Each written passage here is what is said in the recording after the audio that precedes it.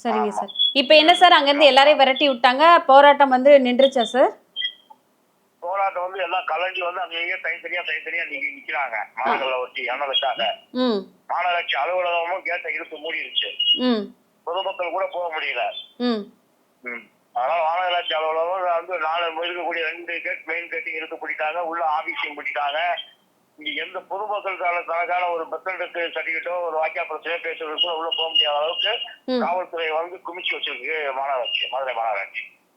என்ன கோரிக்கைன்னு கேளுங்க சார். நீங்க என்ன கோரிக்கைக்காக இந்த பிரச்சனை நடந்துட்டு இருக்கு?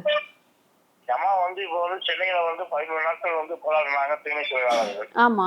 அதாவது ஒப்பந்த முறையை ரத்து பண்ணணும், 2வது வந்து நிர்வாகமே நேரடியா சம்பளம் கொடுக்கணும், குறைந்தபட்ச சம்பளமா இருந்தாலும் நிர்வாக கொடுக்கறத வாங்கிட்டு நாங்க பணி செய்யறோம்னு சொல்லி சொல்றோம். இப்ப இதே நிலைமை தான் தமிழ்நாடு இருக்கக்கூடிய 25 மாநகராட்சி இந்த நிலைமை தான், 148 நகராட்சி இந்த நிலைமை தான். அவுட் சோர்ஸ் முறை தான் இது. வந்து பாத்தீங்கன்னா இந்த அவுட் சோர்ஸ் முறையை வந்து பாத்தீங்கன்னா வந்து அவங்க வந்து கையில எடுத்ததுனால வந்து மிகப்பெரிய வந்து ஒரு பாதிப்பு இருக்கு. மதுரை மாநகராட்சி மட்டும் பாத்தீங்கன்னா ஒரு 113 கோடி கொடுக்குது. 113 கோடியை வந்து என்ன பண்ண போறாங்க அப்படின்னாங்கன்னா, இது வந்து மக்களுடைய, மதுரை வாழ் மக்களுடைய வரிப்பணம்.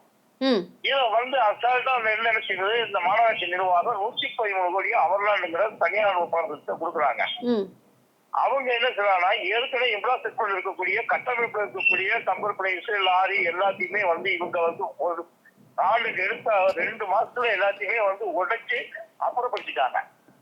பல கோடியை வந்து மாநகராட்சியுடைய சொத்தை வந்து யாருடைய அனுமதி இல்லாம அவர்லாண்டு தனியார் நிறுவனம் தன்னிச்சையா வந்து இருக்கக்கூடிய டம்பர் பிளேஸ், அங்க இருக்கக்கூடிய கார்பெட் பாக்ஸ், அந்த டம்பர் பிளேஸ் இருக்கக்கூடிய வாகனங்களை எல்லாத்தையுமே வந்து கொஞ்சம் கொஞ்சமா ஜேசிபி வச்சு உடச்சு பாத்தீங்கன்னா கார்பரேஷன் செட்டுகள், நீங்க லாரி செட்டுகள் வந்தீங்கன்னா மூலையில அப்படியே வச்சு குமிச்சு வச்சிருப்பாங்க. ஒரு கிட்டத்தட்ட ஒரு 20 அடி உயர்ந்து குமிச்சிருக்காங்க. நல்லா ஓடிக்கிட்டு இருந்த வண்டியை புறாச்சி நொறுக்கி அரசுக்கு மிகப்பெரிய இழப்பை ஏற்படுத்திட்டு அவராண்ட நிறுவனம்.